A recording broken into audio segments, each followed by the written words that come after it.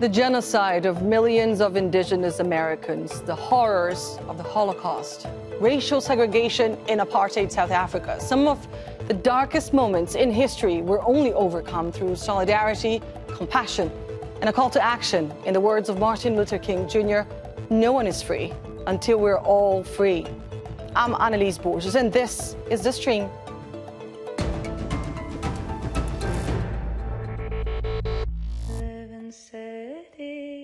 This time round, haven't you noticed that with this issue of Palestine, there's been more unity? Together, we scream ceasefire now, but also the right of return and land back.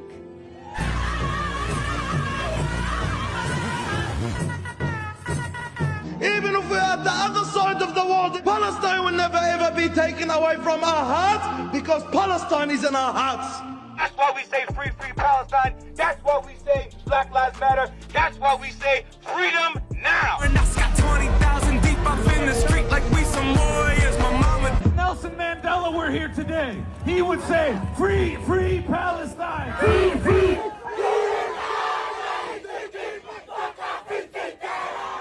When I look out on this crowd today, I see warriors. Israel's war on Gaza has brought the world's attention back to the plight of Palestinians, and their suffering is echoing beyond the Palestinian diaspora and the Muslim world, prompting other communities to trace parallels with their own history and speak out. And some of those voices are joining us today. Shaniae Maharaj is the vice chairperson of the human rights organization Palestine Solidarity Campaign. She's in Cape Town, South Africa. And Steph Viera from the NDN Collective, an Indigenous-led activist organization, is joining us from Los Angeles. Thank you both so much for being part of the show. Shaniae, I would like to start with you. The amount of solidarity with the Palestinian cause across borders and across political spectrum is quite unprecedented. Can you tell us about your case, your country? How has Israel's war affected you and the work that you do with the PSC in South Africa? So I want to say, from a South African perspective, it's been so encouraging to see people massively mobilize and come out in their swarms to the streets. So since the beginning of the genocide on October 7th, we've seen a massive groundswell of support. So much, in fact, that we don't have the capacity to help organize this as the PSC. And almost every single week, there's another demonstration, another protest, another picket in solidarity with Palestine. And so I think that this is some of the biggest mass mobilization that we've seen since our own anti-apartheid movements and struggles. And I think South Africans' ability to galvanize around not just the genocide of Palestinians that's happening right now, but over the course of the occupation, brutal occupation of Palestine, I think we see a lot of popular support, which is incredibly encouraging, but at the same time deeply concerning, because I think the reason South Africans are willing to take to the streets now isn't because the genocide, or rather the ethnic cleansing, is new, but because of the sense of urgency that we have. Mm-hmm. We know that if we don't act now, if we don't put pressure on our governments to cut ties, to isolate Israel now, more and more lives will be lost. Steph, we've also been seeing scenes of solidarity like this ones from Indigenous communities across the globe.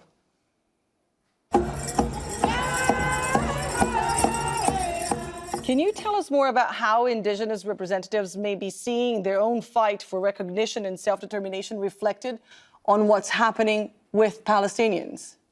Yes, I would say that a lot of Indigenous representatives are seeing the rise of Palestinian people against the Israeli government, because this is something that we have also historically done. Mm-hmm. So it must resonate with what a lot of Indigenous representatives are used to seeing in their own history.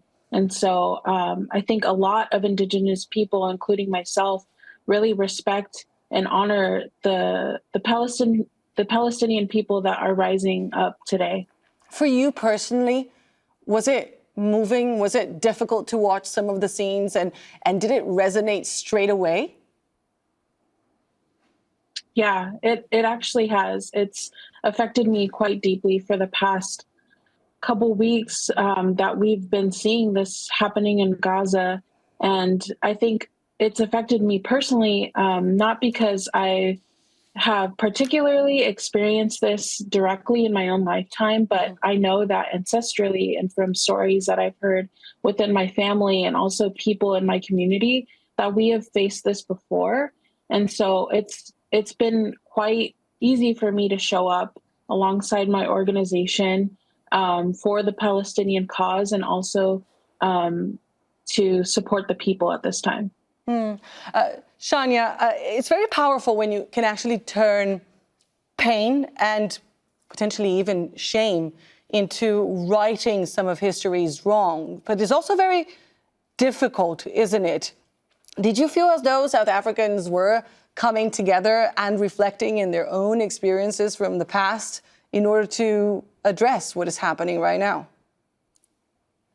Yeah, so I think it's a particularly important time for South Africans to reflect on what apartheid actually means for us now. And I think what we've seen come through on the ground is that apartheid largely isn't over, and people are very resonant with the themes of apartheid, settler colonization, occupation, and they understand what it means in their lives right now.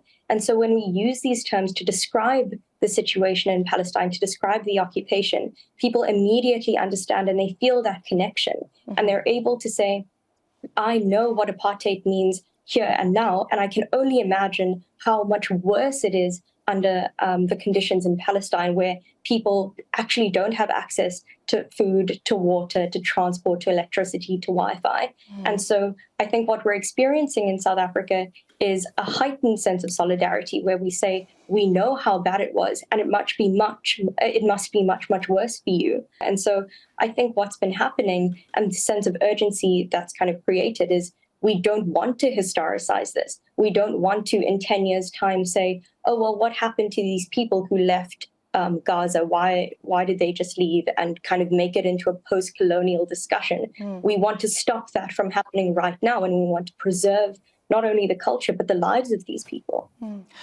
On what you mentioned about the experience of people with apartheid, we have a member of the PSC who lived through apartheid in South Africa and sent us this message on how easy it is for him today to call for justice and freedom in Palestine.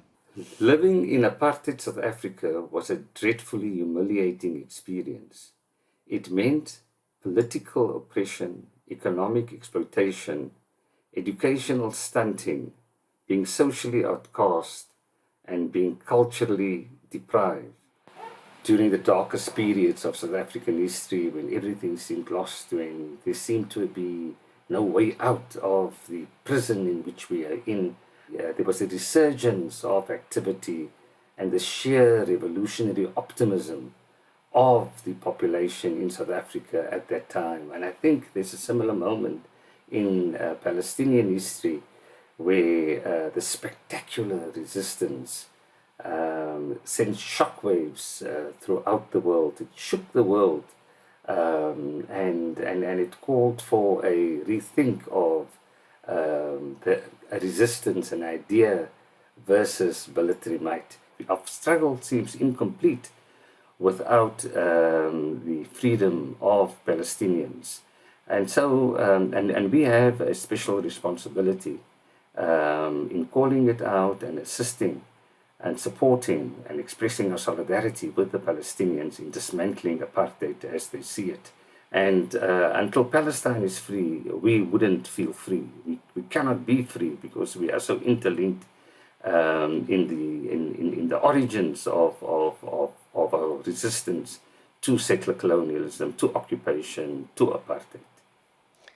Steph, conversations about displacement, about genocide, are also very difficult to have, and they may open old wounds.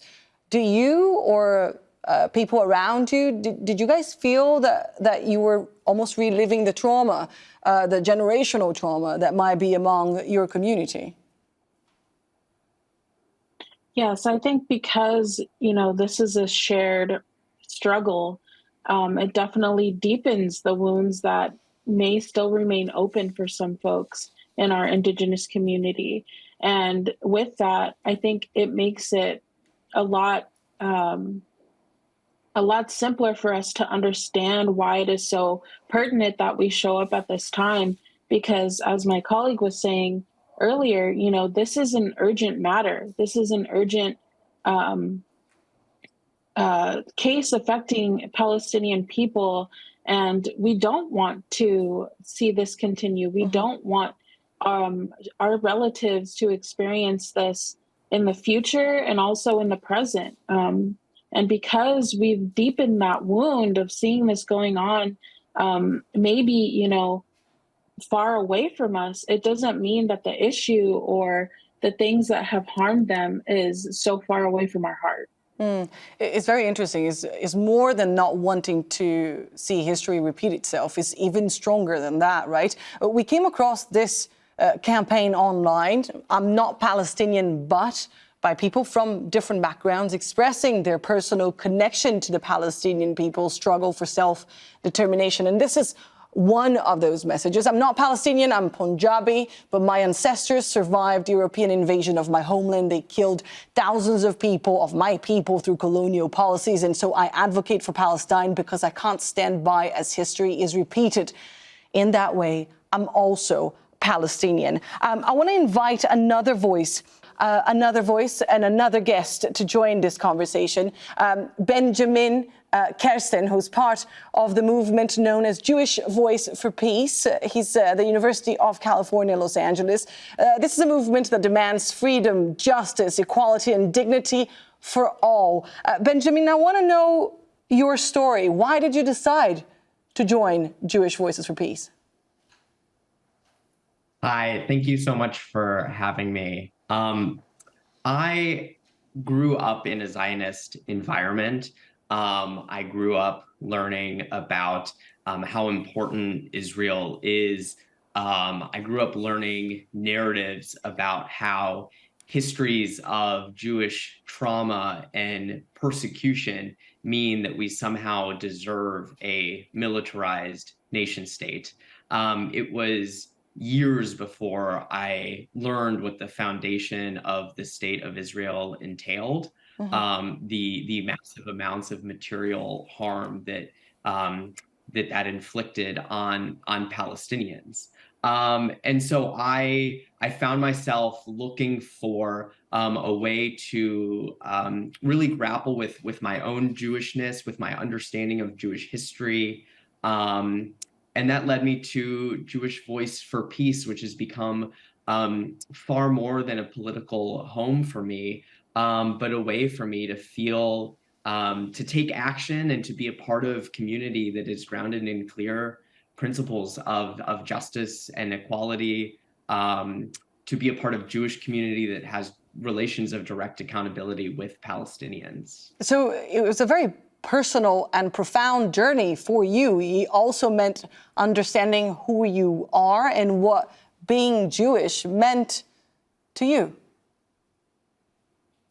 Yes, absolutely. I might also mention I'm a graduate student, and my studies have taken me deep into studies of Yiddish culture and diaspora. I focus on visual art, and I've studied the visual art of Jews in various locations of the Islamic world. And so much of what I've come to understand is that there are so many instances. There's such a richness to Jewish history that there are so many ways of being Jewish that existed before and beyond a nation state, and that will continue to do so. So it's opened my eyes to so much more. I want to bring Steph and Shaniae back into the conversation, and I would like for all of you guys to give me your perspective on this, because I mean, if there's anything positive about what's happening now, and I'm very careful about my words here because I know, of course, this is a disastrous war. But if there's anything positive about this current crisis, is the fact that it brought the struggle, the occupation back into the world's attention. Shaniae, I want to start with you. Would you agree that there is an opportunity here for I don't know, the world to revisit this particular and massive injustice? So I think that this has been an interesting time to see the dissonance between people on the ground and governments and the actions that governments undertake and what they say they stand for versus what they do. So, for example, in South Africa, we've had a generally positive Palestinian front where we release statements to say we stand in solidarity with Palestine. We do everything possible to support you, but then we don't actionize. What's been happening is a large increase in accountability, where we're able to expose these ties and we're able to say, well, you're not acting in my name. This is not what we voted you in for. This is not what you said you would do. And what we're seeing now is a willingness to intensify pressure on government agencies and to say it's not enough to just release statements anymore. It's not enough to hold vigils. We need to see actions to isolate Israel. Steph, what about you? Do you agree that this is an opportunity? I think it's an opportunity for people all across the world to stand together with Palestine. I also see that in my own communities reflected, but I would encourage more Indigenous people across the world, and namely, our tribal nations and the so-called U.S. to call for a permanent ceasefire. I think this is an opportunity to show that tribal nations do stand with Palestine, and that also our people are on the ground calling for a permanent ceasefire, that we're calling to stand with Palestinian relatives to get the right of return, which is land back. It's synonymous. It's the same struggle shared of displacement, of genocide, of taking a culture. And so I really think that this is an opportunity to hear that call and to listen and to tune in and to engage however you can. Steph, Shaniae, I want to thank you both so much for joining us today. And Benjamin, I would like for you to stay and help me welcome another guest into this conversation. Here is Claudia de la Cruz, U.S. presidential candidate representing the Party for Socialism and Liberation. I'm from the poorest congressional district in the United States, the South Bronx. We know poverty, we know imprisonment, we know persecution. We have way more in common with the little babies in Gaza that are being bombarded. Claudia, thank you so much for joining us here on the stream today. You just mentioned there your personal background. You mentioned growing up in an America we don't often see in movies, poor America from immigrant parents. I would like to ask you more about why your personal experience makes it impossible for you today to look away from what's happening with Palestinians. I'm the daughter of immigrants who were displaced by occupation and the militarization of our country by the U.S. imperialists. And so to think about what's happening in Palestine is to make the connection of communities that have been displaced by war, that have been colonized and divided by colonizers, and basically, dehumanized, demonized, criminalized, and penalized in so many ways. And it's very difficult to unsee what's happening in Gaza and not connect it to our realities in the United States. It's very difficult to experience police brutality in the United States and not make the connection that the police of the United States are trained by the Israeli military forces. And hundreds of billions of dollars are being invested in war, investing in genocide. And do you feel as though people in America in general are waking up to this, are waking up to the fact that they are being deprived from basic services while the U.S. is investing on its war machine? Most definitely. I mean, we are experiencing one of the deepest economic crises where the majority of people in the United States cannot afford healthcare, cannot afford food, cannot afford housing, where we're losing all sorts of social programs, from childcare services to services for the elderly. And we see, again, hundreds of billions of dollars invested in war. So people are making those connections and are asking real questions about the brutality of the ruling class in the United States, the imperialist nature of the United States, and the colonial nature of Israel. And those are key questions to be asked, is an opportunity for the deep political education that is necessary, the deepening of class consciousness in this country, and the development of a real anti-imperialist movement. So I really do believe that people are seeing the connections. Benjamin, what about the criticism, the fact that criticism leveled against Israel is currently being labeled as anti-Semitism, and that argument is being used to silence voices pretty much across America, but in other parts of the world as well. Is that dangerous, in your opinion? It's dangerous for so many reasons. I mean, on the one hand, as you say, it's a pretty brazen attempt to stifle people who are advocating for Palestine, who are criticizing Zionism and the state of Israel. And it's also dangerous in the sense that I think it makes it much, much harder to develop critical analysis and organize against anti-Semitism, right? Because if we are we accept the narrative that criticism of Israel is anti-Semitic, then we lose our ability to grapple with the way anti-Semitism relates to other types of oppression, white supremacy and racism and Islamophobia. What we really need are nuanced and critical approaches to anti-Semitism, and this cowardly way of stifling advocacy for Palestine is really hurting all of us. And Claudia, I want to bring it back to your reality, politically speaking. I mean, support for Israel has paid off politically in the past. It's often more lucrative in terms of votes. Could that change? What do you expect this particular war, this particular episode of horrific violence to translate when it comes to the U.S. elections next year? I mean, the current war on Gaza is definitely turning the tides, and people are finally seeing the brutality of the Zionist apartheid state of Israel for what it truly is, and is also seeing what the political establishment of the United States is and what it stands for. When you have, I mean, you raised the question about the conflation of anti-Semitism with anti-Zionism. When you see a resolution coming from Congress and being supported by the majority of votes to actually distort history, to distort definitions, you see where the political establishment is in terms of justifying genocide.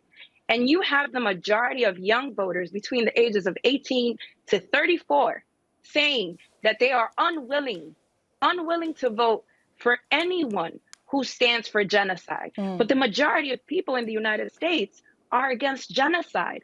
And they are demanding, at the very least, a ceasefire. The world will certainly be watching very closely. I would like to end this episode on how the message of support is being received on the other side. This is what a Palestinian doctor had to say about how demonstrations of support from across the world are impacting their lives right now in Gaza. We hear your voices and we see what you are doing, and we know that you stand with us.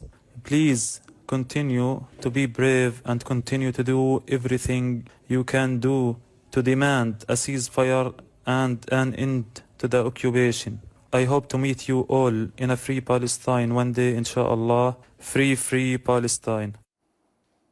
Claudia, Benjamin, thank you so much for joining the conversation today. It's been a pleasure to have you. And thank you all, of course, for watching. If you have a comment about this show or any other episode, you can talk to us on social media. And if you have a conversation or a topic that you'd like to flag for us, this is very much your show. We're always open to your suggestions. You can use the hashtag or the handle AJStream, and we will look into it. Take care, and I'll see you soon.